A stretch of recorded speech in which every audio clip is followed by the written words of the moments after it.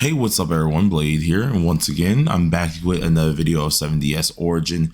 Inside today's video, guys, we're going to be going ahead and talking about the version 1.1 maintenance schedule, in which has officially been confirmed. And as you guys see on the actual screen, or at least on the thumbnail, yes, Daisy has been confirmed. So we're going to go ahead and get straight into that, and hopefully you guys do enjoy the video. If you do, please do hit that like button, hit that subscribe button, and let's get straight into it.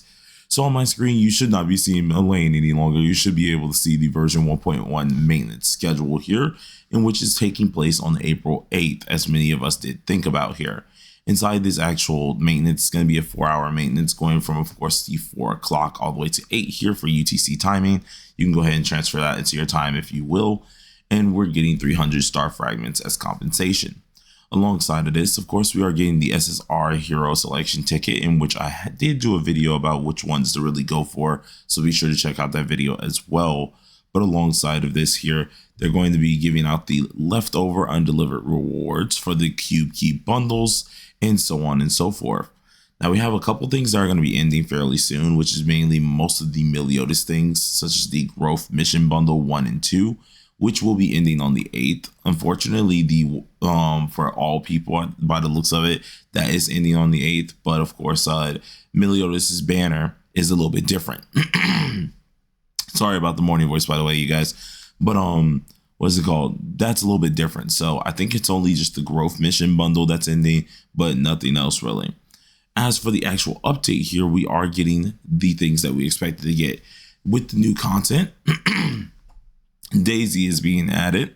A new autumn skin is being added as well, which is going to be most likely the banner skin that you guys are going to be checking out. We are having the boss challenge as well as dungeon abyss difficulty added. This is going to be going to Gila as well as going to Orgot. So fairly interesting to see there. And then alongside of that, we have some new events. The Daisy pickup, aka the banner, same as the exclusive skin. Nothing too crazy there. We have the trial event for Daisy that's going to be out as well. Exploration missions, which I'm gonna be honest with you, if I don't have all those dang missions done like day one, because I know for a fact exploration wise my map is completed, I'm rioting. Just kidding. But then we have challenge missions 3 as well as 2 is getting like updated as well, so that's going to be interesting to see. Hawk Pass is officially being added to the game. I know a lot of people was mad about the Hawk Pass as well, but we're finally going to be getting that. So lots of goodies going there. We have 4 new bundles being added, being the special regular hero bundle, victory upgrade material bundle, your mine now bundle, as well as the rapid equipment upgrade bundle. Now, I'm interested on what the rapid equipment upgrade bundle is. That's going to be kind of cool to see how that does go. But not bad on that one as well. Then after this, we have some other content updates, such as added new menus, products, and shop, reset schedules, of course, for certain products, adding rewards to existing events, reducing mission difficulty for Path of Exploration, star fragments for new skins. They talked about that very briefly as well in their last patch. Toggling combat effects, which is going to be so good for carrying people. Hell difficulty boss patterns are going to be adjusted. Improved HP recovery, which is always going to be going into dungeons. You're going to have full health, so that's going to be a thing here. So pretty much just a bunch of QOL updates. So I think that's a pretty good thing. I think that's actually freaking awesome to finally have a lot of this stuff happening here. It is kind of saddening though, because I don't see anything huge dropping this update, which I mean, I guess it was kind of expected, to be honest. I think it's the next update that we should be getting a huge one, because this is version 1.1, in which version 1.2 most likely is going to be the big boy one. That's where we should be getting a new region little thing area, new quest lines, in which hopefully they had at least a lot of events with this one, because it doesn't seem like we have all too much. Like our only event that is actually an event seems to be the exploration missions as well as the new challenge mission.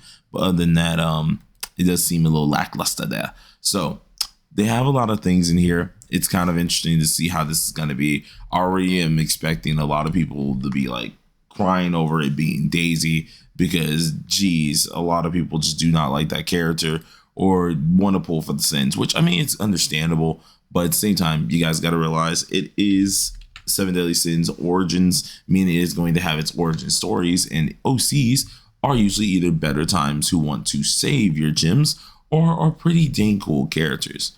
So for a lot of you guys who do not know what at least the character does do, we're going to go ahead and actually talk about them as well today. So I'm going to pull up Origin DB real fast, and you guys should be able to see it on my screen now. So Origin DB is another place that you end up using. One of the main leakers, Regents, ends up running this website as well, in which for unreleased characters, they do have some information. Now, this is unreleased. All right. These are characters, of course, that we don't fully know their kits, so it could be changed on the day of release. But for what we know right now, she has Sword and Shield, Grimoire, Wand, and her attributes are Earth, Lightning, Wind. Now, for the actual Earth version, this is going to be, of course, for like my DN users and stuff like that.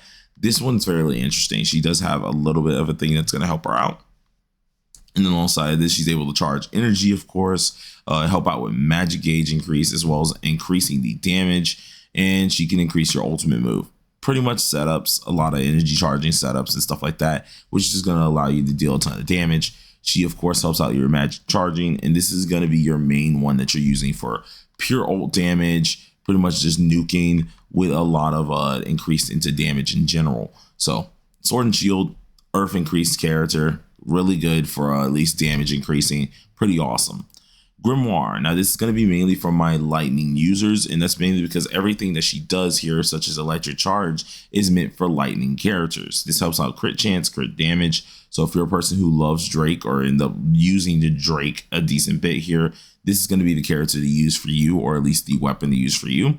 Alongside of this here, she's able to increase attack speed as well as decrease the enemy's crit defense, meaning you're going to be able to land your crit, at least criticals, way better. So obviously this one's all about, of course, taking down crit resistance, having crit in general, but it's also mainly for lightning characters.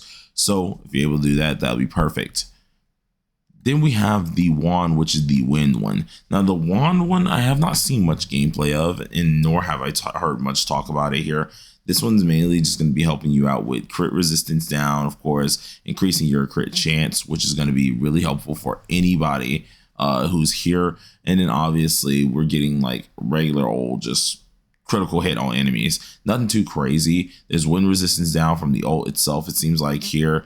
But for the most part, you're really just getting a little bit of wind down resistance here. You're really just helping out yourself with the critical chance, and it does seem like it's going to be more on a wind basis.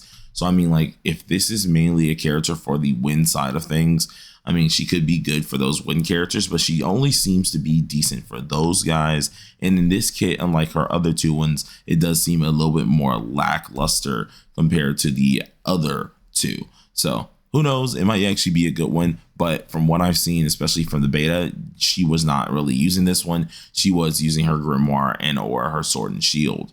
So kind of interesting to see how that does go about and end up working.